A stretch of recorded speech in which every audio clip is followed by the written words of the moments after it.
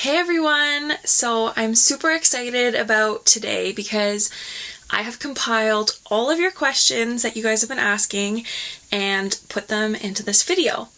So yeah, I want to jump right into it. We have lots of questions. Thank you guys so much for inputting these and sending them to me. So let's get straight to it. So the first thing that I want to just quickly talk about is I've gotten a couple questions just about my business and what my specialty is. So I'm a certified holistic nutritionist and also a certified holistic doula. So what I do is I work specifically with fertility, reproductive health, hormone balancing, and in pregnancy for nutrition. But that doesn't mean that I don't also work with everyday ailments, fatigue, pain, migraines, anything like that. I also do work with. Just wanted to clear that up so everyone knows what I do and what my business is about. So I always post my business information below, but you can find me on Facebook. It's Wind in the Willows Holistic Support, and also on Instagram at Wind Willow Doula. And of course, if you like this vlog, then remember to subscribe, like, and then post below what you would like to see in future videos. So let's jump right into the questions because I'm really excited about this today. So the first question was, what can you recommend for a sluggish digestion? So my first thing that I want to do if someone has a slow digestive tract is I want to get them on an elimination diet. So this is when you take the most triggering foods, so that would be like wheat, soy, dairy, sugar, caffeine, and alcohol. And what you're going to do is slowly eliminate those, or you could do it cold turkey at once. But of course, this is not going to be easy and you're not going to feel great, probably for the first couple of days, I'm going to be honest. Our bodies are depending on these things way more than we really think. And so from that, you're going to wait about a month. And then from there, you're going to slowly reintroduce those foods one at a time. So this is a really important part of this diet, is because when you're reintroducing the foods, that's when you want to notice all the little symptoms that start to come back. Whether you start getting gas, bloating, headaches, skin breakouts, anything like that, you want to keep track of. So the easiest way to do that is to just get a little journal or a notepad, and just for about the next month, if possible, you are going to track all the symptoms with what you eat. And secondly, I would definitely throw in a probiotic supplement on top of that. So we're trying to repopulate those amazing bacteria that are in your gut that are helpful and not hindering. So what we want to do is, once we eliminate the sugar, dairy, wheat, we want to now feed your system with things that are really going to help you and speed up your digestive system. So the next question I also hear lots, and it's, how do I find a nutritious, healthy snack for work when it's so much easier to just grab a bag of chips or a chocolate bar or grab a muffin on the way to work? And how do I make better choices and make it healthier? So this is a hard thing, and a lot of people struggle with this because time is a huge thing, stress is a huge thing, where we work influences how we eat. I know specifically in office places, it feels like every day is someone's birthday and there's always cake or cupcakes. There's always treats being brought in. So that's really hard to stay on top of your health and keeping your nutrition at its peak when you're working in an office space. So my biggest suggestion is that you need to meal prep. That is the biggest thing. And this is hard for people because they think meal prep means you need to take hours and hours out of your week, which yes, some people do, but that is really hard for the average person. I don't even do that. So I'm going to list some of my favorite meal prepping snack items below, and recipes that are really easy. They take like less than 10 minutes to prep, and you'll have mass amounts to either freeze, put in your fridge, or have for the entire week to take to work. So I really like the idea of making your own trail mix. I feel like everyone has their things when they get trail mix, whether they leave the raisins or they don't eat the peanuts or things like that. I personally am not a fan of cashews, which I know is crazy. People love them, but I don't personally like them, and most trail mixes are filled about 80% with cashews. Whether you have a bulk barn around you or just another bulk grocery store, you can mix and match all your favorite dried fruits, nuts, seeds, anything. So it's really amazing to do that because then you actually enjoy it and you want to eat it. Another good replacement for chips, if you're craving that like salty, crispy texture, is seaweed snacks. So pretty much every grocery store you can buy little packages of seaweed. So they come in different flavors like just sea salt or wasabi or barbecue, and they just come in individual sized packets so you can just quickly grab them and take them to work. So another store-bought item that I really like for quick snack ideas are Naked bars. So these are completely gluten-free, soy-free, dairy-free, but they taste really good. Their main ingredients pretty much are like dates, peanuts, raisins usually, and cashews, and then they add in other ingredients like peanut butter or orange or things like that. I'm also going to put a link below to make your own energy balls.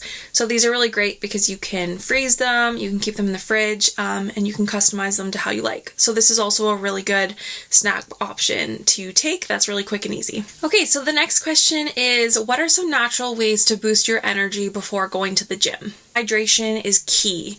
You need to be drinking lots of water throughout the day, at least 8 to 10 cups, I would say, for the average person. But of course, that's not going to give you that like kick right before you go to the gym. So some other things that you can do is if you have a piece of fruit, or even I've heard of some people having a teaspoon of honey about a half hour before they go to the gym. That's going to bump up your blood sugar. It's going to increase your energy because it's quick, simple sugars. So your body's just quickly burning that. So that's going to give you that like quick energy before the gym, keep you going through. But then you definitely want to supplement after the gym with like a high protein snack to then kind of level out your blood sugars and make sure that you don't crash. So I also believe that you can definitely use caffeine, as in like coffee, green tea, and this is as like a whole plant being used, not in supplement form. But I think you can definitely use caffeine to your favor, especially when it comes to going to the gym. And just a lifestyle tip too is you know when you feel best in the day. So if you know that you wake up with like tons of energy and you can get to the gym and do that before work, definitely utilize your time properly, because if you know that when you're finished work, you're going to go home, you're probably not going to change, go back out, go to the gym. Don't stress yourself out about that. Try to figure out a way that you can like reorganize your schedule. So whether that's finding a gym that opens before you go to work, or finding a 24-hour gym if you find you get that like kick at 11 p.m. and you want to go work out. Just make that work for your life. There is no one telling you that you need to go at a certain time, go for a certain amount of time.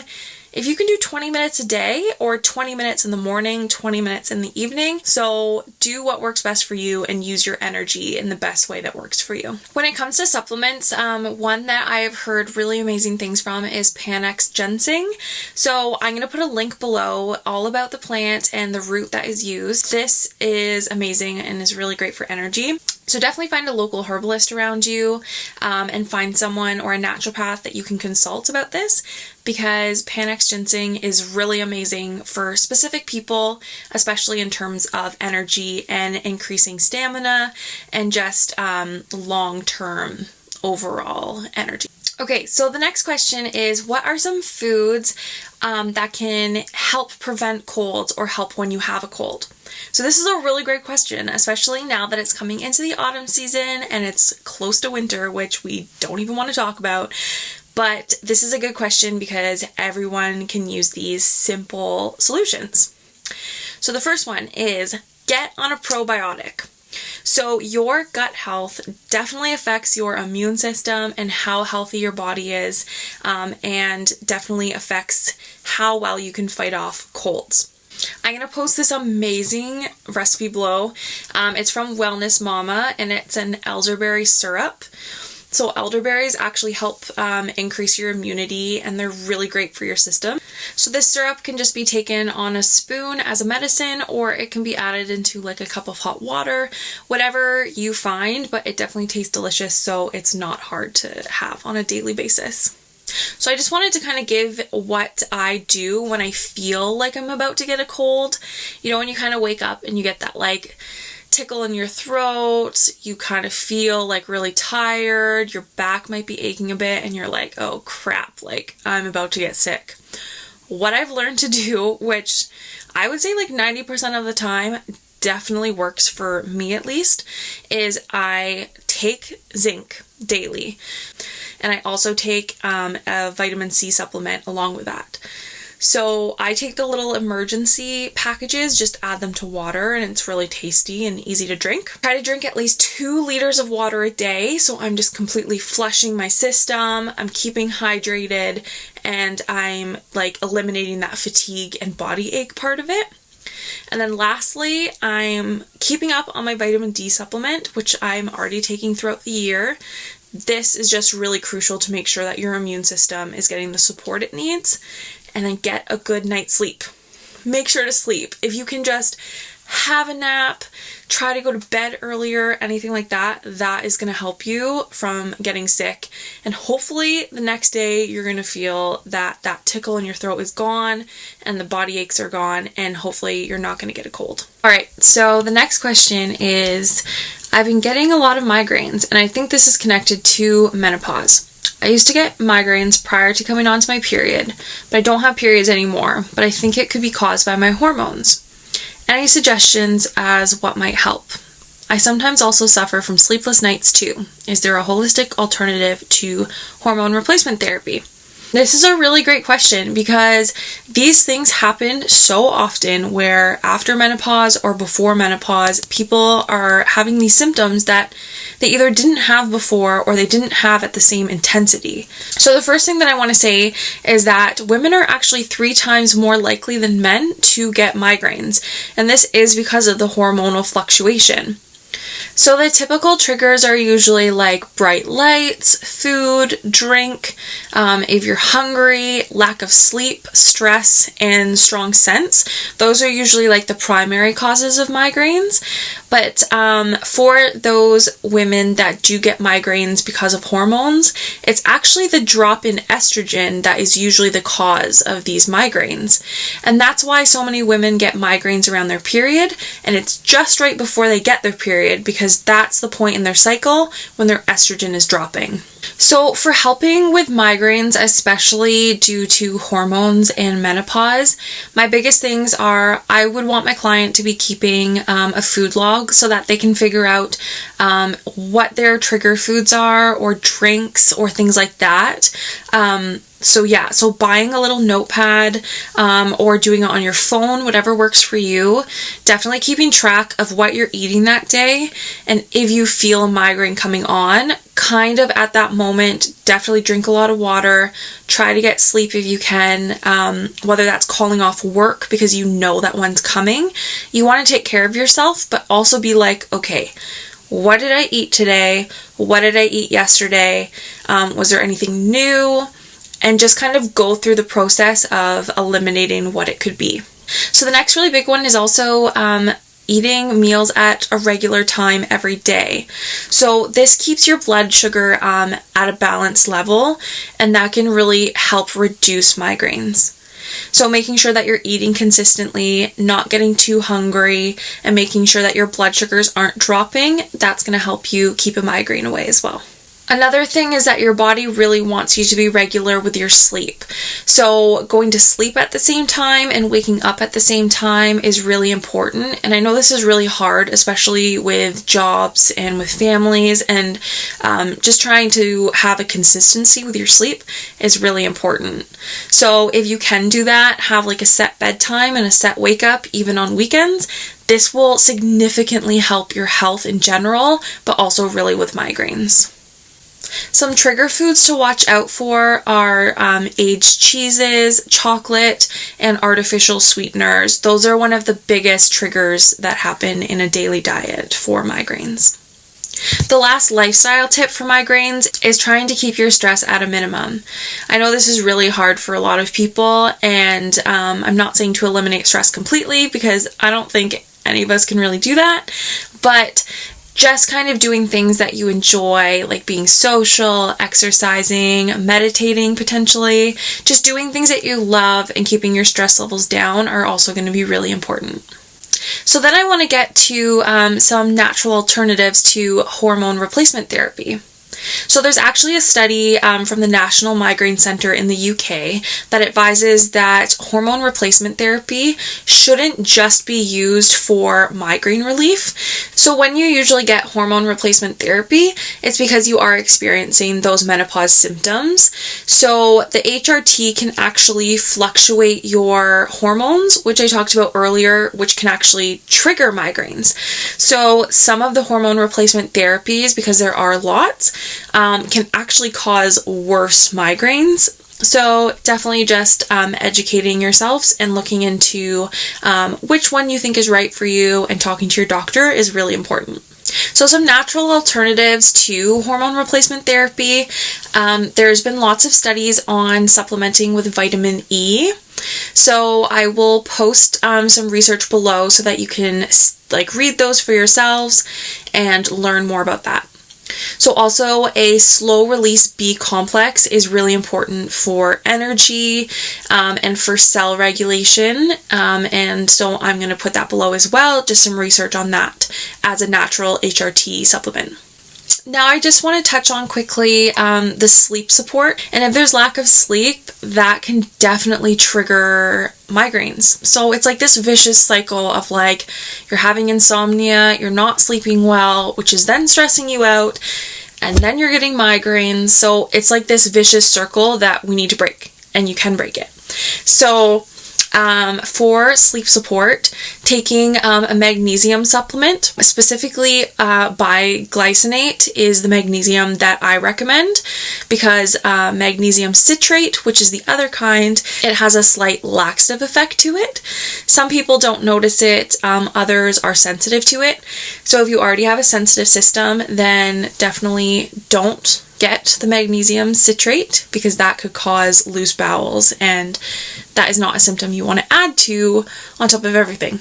And just making sure that you have a proper bedtime routine. So just taking time for yourself an hour before bed, whether that's reading, having a bath, just putting your phone away, turning off the TV, and doing stuff like that is really going to help relax your mind and get ready for sleep.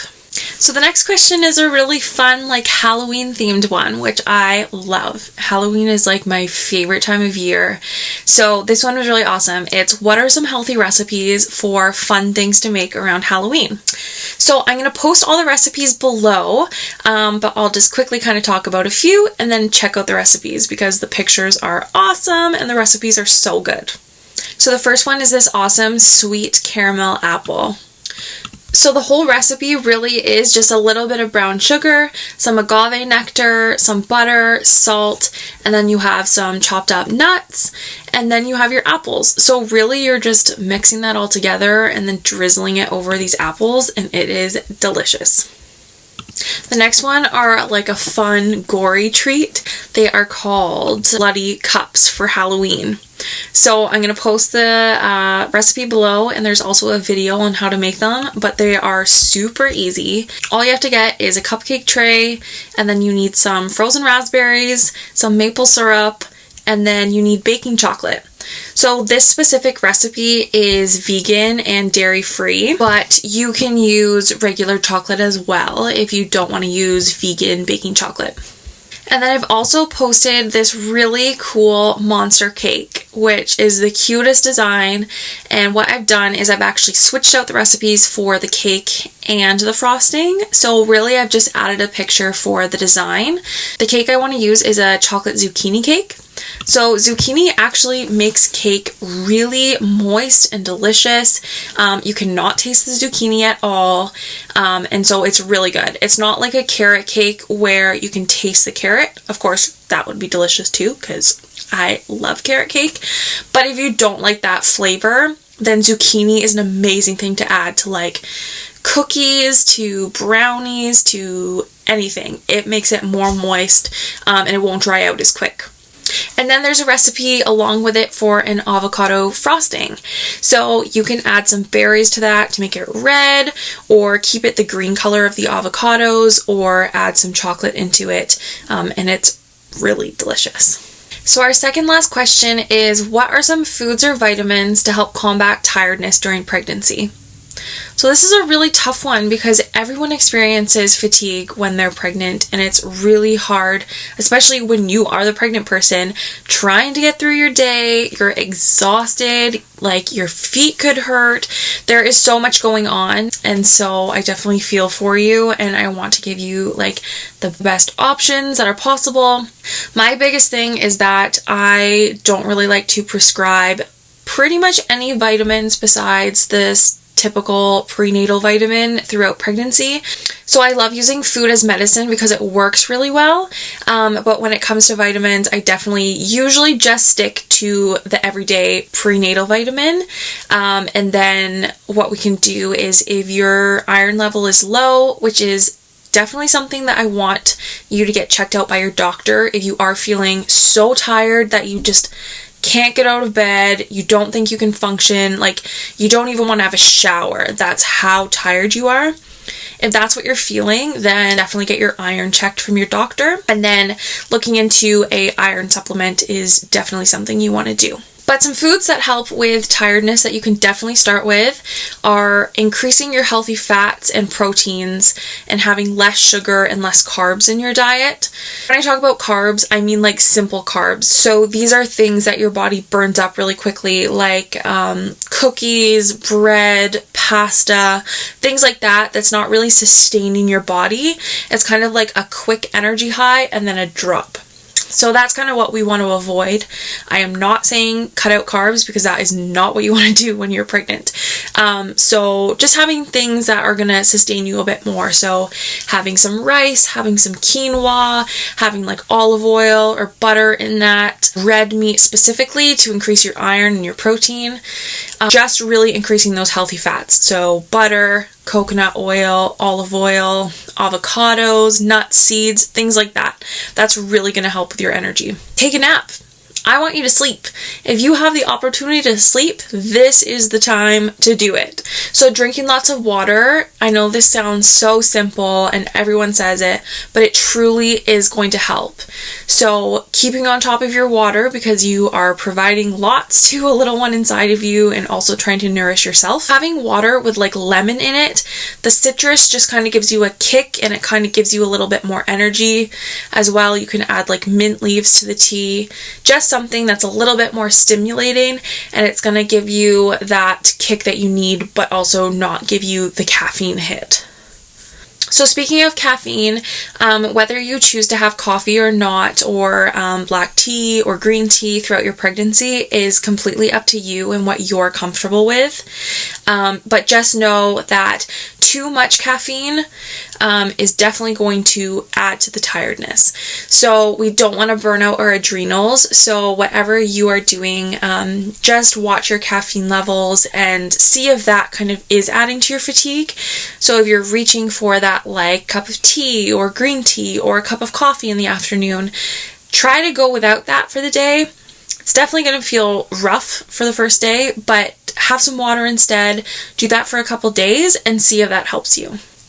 And actually exercise can help. So I'm not asking you to go out there and like try a new sport or do anything crazy because again, not what you want to do when you're pregnant.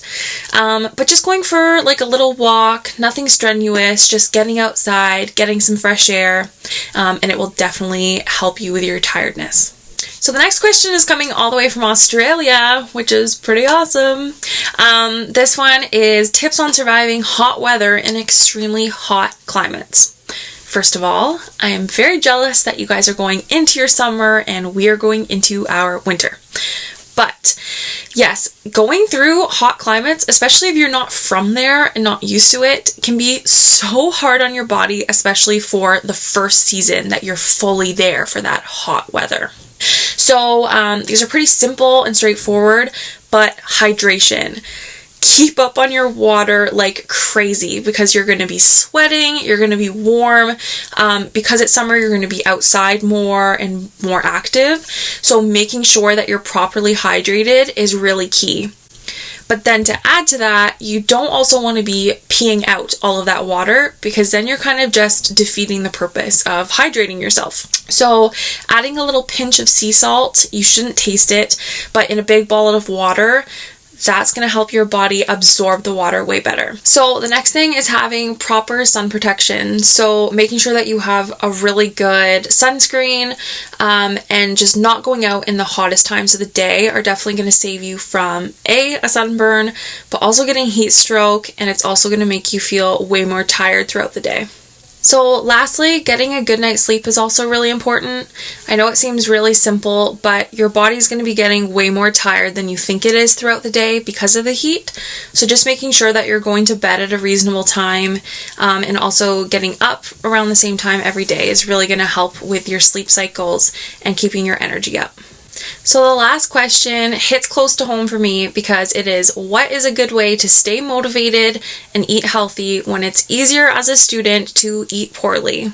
So this is so tough, and most of you guys know from my intro video that my biggest weight gain was actually at the end of college because I couldn't afford healthy food. I wasn't making proper choices. I wasn't taking the time to really make food for myself. So this really taught me after the fact the things that I should have done, what actually is helpful, and how to kind of work with your student budget, so that you can eat healthier, feel better, and actually be a better student. So by meal prepping and making all your snacks in advance, it's just going to take away that temptation to buy food when you're out going to class or on your way home when you're feeling hungry or tired. When you plan out your meals and your snacks as well, this is a really good way to also keep track of your finances because you know exactly what you're going to buy at the store and the ingredients that are going to go into your snack items, so you can keep track of what you're spending but also know what your snacks are going to be for that week. I know this is really hard because when you're a student, you just don't really have the time, you are stressed out, you're tired, you don't really want to go grocery shopping or put the effort into meal prepping or making snacks, but you do feel so much better when you have those things ready and on hand for yourself. The next thing, which I definitely made the mistake of in school, was consuming too much caffeine. Caffeine can definitely work in your favor if you're having like 1 cup of coffee a day or a green tea or a black tea, but the overconsumption of caffeine burns out your adrenals, which is already being done in school because you're tired and you're stressed, you're staying up late studying. So that's already a hard time on your adrenals, which are these little hat type things that sit on top of your kidneys and they regulate your hormones. So these, when they're stressed out, you're just going to crash. You're going to feel that at 3 p.m. You're going to want to fall asleep at 8 p.m. It's just a hard time for your body. So if you still enjoy that hot drink, then just find some really good decaffeinated teas that you enjoy, or have some hot water, or even having a decaf coffee if you enjoy that flavor, just to replace that caffeine throughout the day. And just remember to take care of yourself, your stress levels. Remember to do things you enjoy and get a good night's sleep. And I promise that one day you will have enough money to buy the groceries you want, eat the way you want to eat, and you will not feel stressed out all the time, and you will one day not have to stay up until midnight every night to complete projects, I promise. Alright guys, so that was all the questions. Thank you so much for everyone who submitted those. So look below because I'm going to post all the links and I'm going to give some information on each of the questions. And of course, if anyone has anything further that they want to know about any of these topics, or the people who ask these questions, if you want anything more, just reach out to me and I will give you a bunch of resources so I can help you as much as possible. So thank you guys again, and we will talk soon. Bye.